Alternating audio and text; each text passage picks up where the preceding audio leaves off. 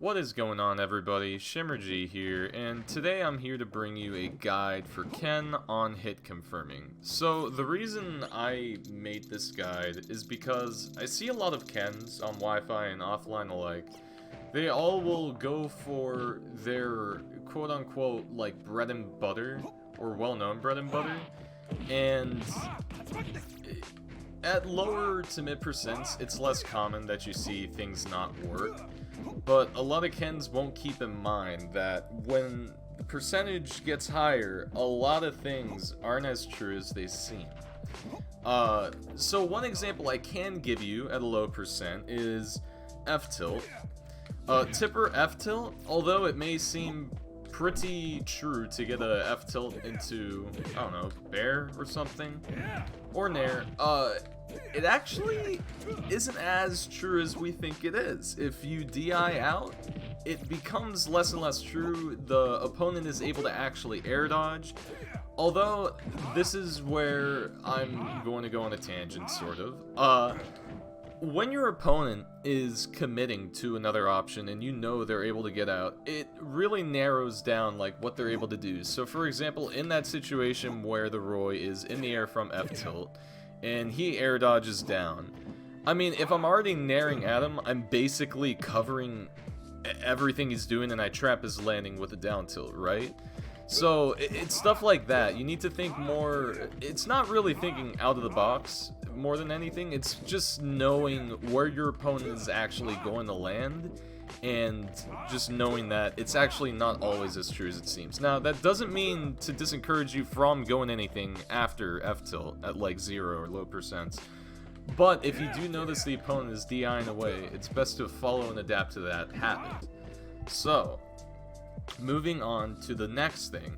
Now, this is a reactionary hit confirm that is kind of important at a higher percent. So, I cannot display this right now, but I'll pull up a clip of a Meta Knight that I did it to recently. I get my lock combo, as you can see, and I go for the dare. And you see the angle that the Meta Knight is going up at.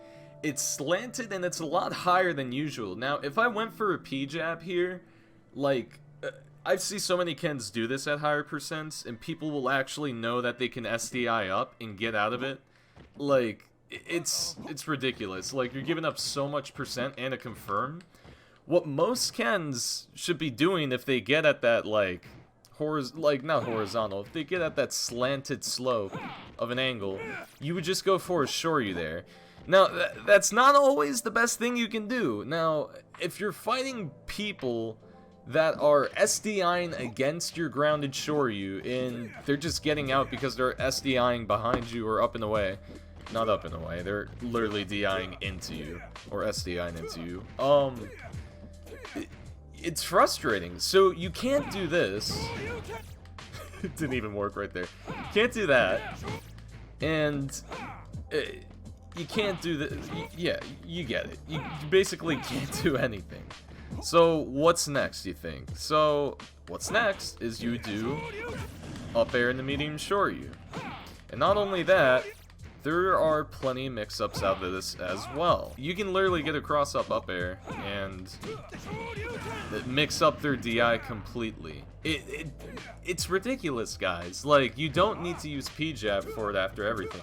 There's so much versatility to this character's moveset. Hopefully, you guys found this video useful. Don't forget to go ahead, leave a like, and subscribe if you enjoyed it. And I know this guide was a little bit short, but that's because this is mainly pointing out one of the big habits that I see in a lot of Ken mains. So please, try and find out what is a 50-50, what's true if they can air dodge in or not. And I know it's a little hard to do so because you don't have a training adapter, but there are still plenty of ways, trust me. I've used my feet to control a controller before and do testing, so if you're intuitive enough, you'll find a way to do it. But either way, I hope you enjoyed the video, and thanks for watching.